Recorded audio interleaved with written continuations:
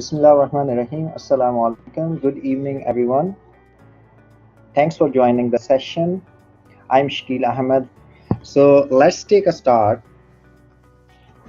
Today, our session belongs to the basics and importance of computer in education. As you all know, that COVID-19 pandemic that accelerated changes in the educational system. The spread of COVID-19 has led to the closure of educational institutions all over the world. Such closures enhance the development of the online learning environments within those institutions so that learning would not be interrupted. It's hard to deny that computers have taken a prominent role in modern society.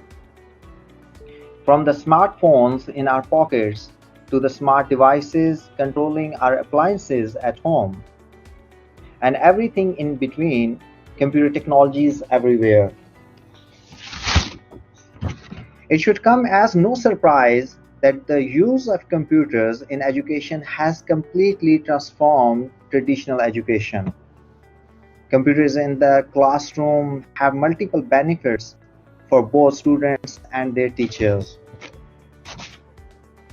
In the modern teaching methodology, computers are used actively in education to improve the quality and learning outcomes.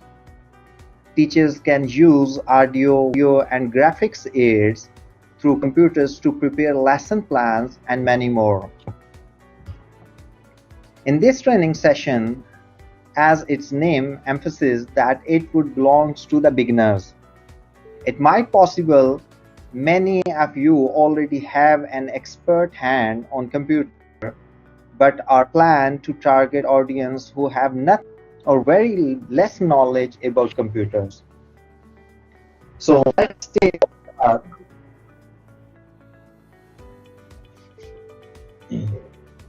So we do need to start with what is computer literacy.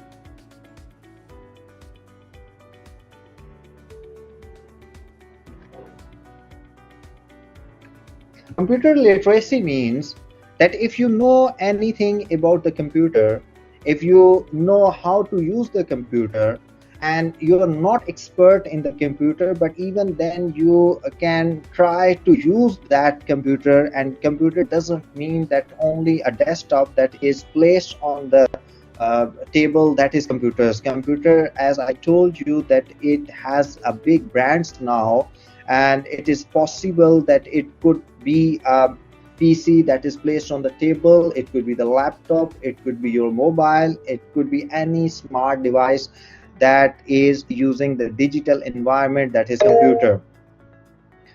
So if you have a little knowledge about the computer, so you can start, it means you are a computer literate. Information process. What is information processing cycle inside the computer? How we can send information to the computer, and how we can process that information, and in what way we can receive the output, and how we can store that communication. In start, that input devices are used to send your informations to the computer.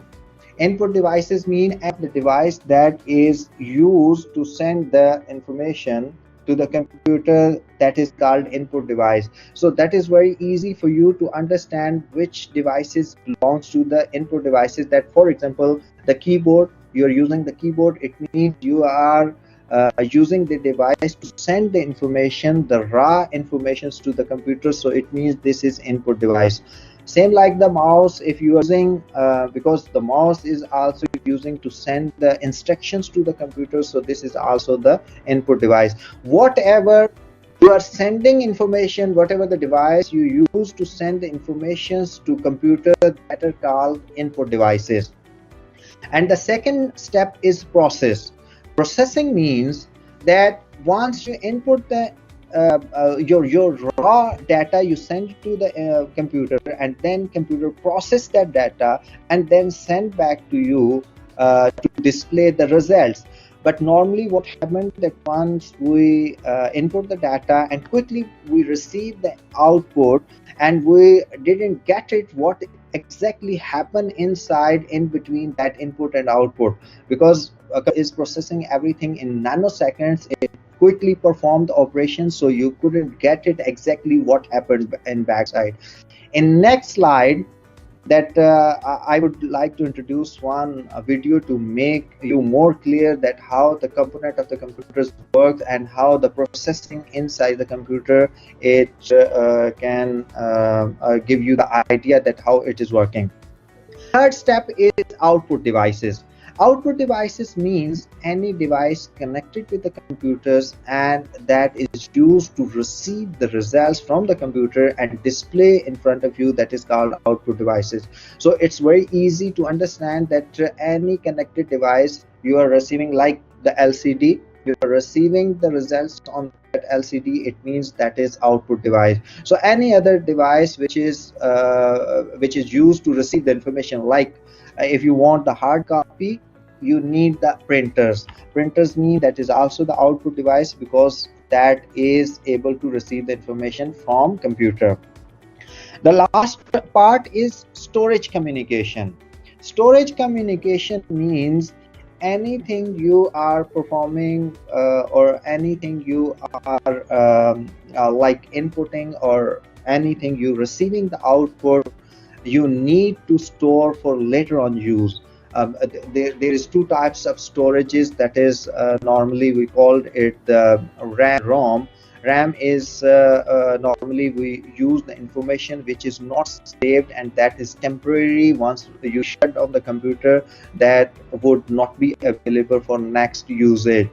But for example, if you need something for the next use, you need to store on the storage communication devices.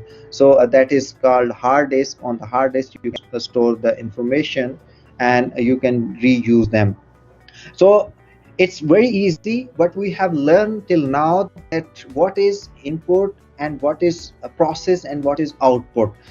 It's very easy to understand. I'm just repeating that one, that if you want to understand which is input and what is output devices, just make sure that any device which is used to send the information to computer, that is called input devices, and whatever the device which is like able to receive the information from computer, that is called output devices.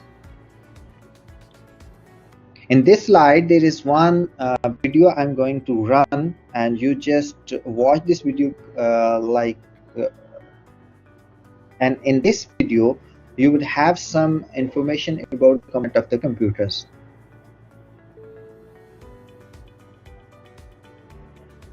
Main parts of a personal computer. Personal computers, or PCs, are composed of a number of physical components, known as the computer's hardware.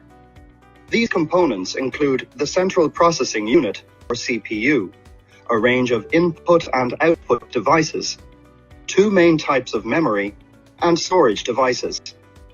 Let's take a look at each of these. The Central Processing Unit, or CPU, is the part of the computer that performs calculations and carries out instructions.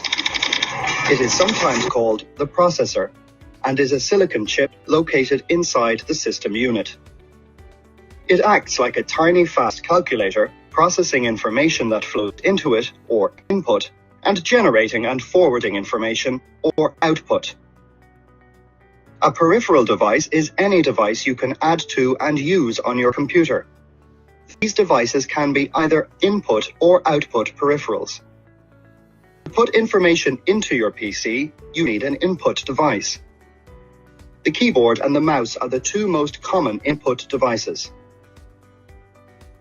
Computer systems can have many different output devices, each converting data into a readable form.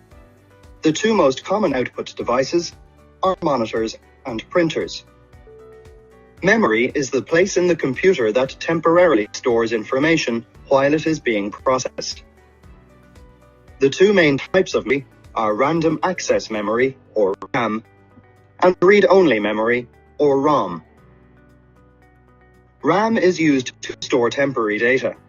It contains all new data entered since you last saved your work. RAM changes constantly, and its contents are lost when the computer is switched off. The contents of RAM are secured during manufacture and are permanent. For example, RAM stores data containing the instructions needed to get the computer working properly as soon as it is switched on. Virtually all computers have a hard disk. Once a computer is finished processing information, that information must be stored somewhere permanently. The hard disk is a computer's long-term storage device. Information stored on the disk remains there even when the computer is switched off. There is a range of removable storage devices available, including diskettes or floppy disks, zip disks, CDs, DVDs, and removable cartridges or digital tapes. Main parts